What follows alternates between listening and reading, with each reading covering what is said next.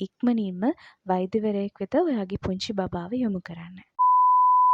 චුටි බබාට මේ දවස්වල මේ වැස්සේ සීතලෙත් හරියට දාඩිය දානවා. අපි බලමු එහෙම වෙන්නේ ඇයි කියලා. පුංචි බබාගේ ඇඟ එහෙම නැත්නම් එයාලගේ ශරීරය හරිම සංවේදී. ඉතින් තාම එයාගේ ශරීරයේ උෂ්ණත්වය පරිසර උෂ්ණත්වයත් එක්ක පාලනය කරගන්න ඒගොල්ලන්ට අමාරුයි. ඒ වගේම එයාලගේ පරිවෘත්තීය ක්‍රියාවලිය වැඩිහිටියෙකුට වඩා වේගයෙන් සිද්ධ වෙනවා.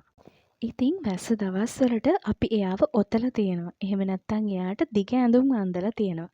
එහෙමත් නැත්නම් එයාගේ ඇඳට ගොරෝසු රෙදි පාවිච්චි කරනවා.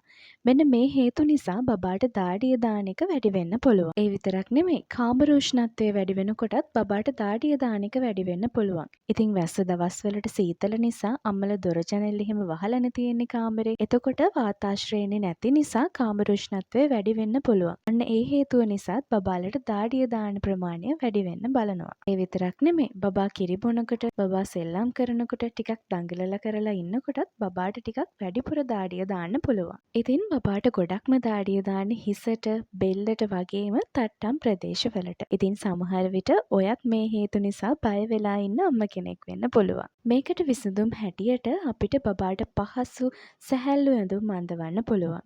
ඒ වගේම කාමරයේ උෂ්ණත්වය වැඩි වෙන්නේ නැති වෙන්න කාමර උෂ්ණත්වය පවත්වාගෙන යන්නත් පුළුවන්. ඒ වගේම බබාගේ ඇඳට ගොරෝසු ඇඳ ඇතිරිලි පාවිච්චි කරන එකත් අවම කරන්න පුළුවන්. හැබැයි අම්මලා මේක සාමාන්‍යයි කියලා අවදානමක් ගන්නත් එපා.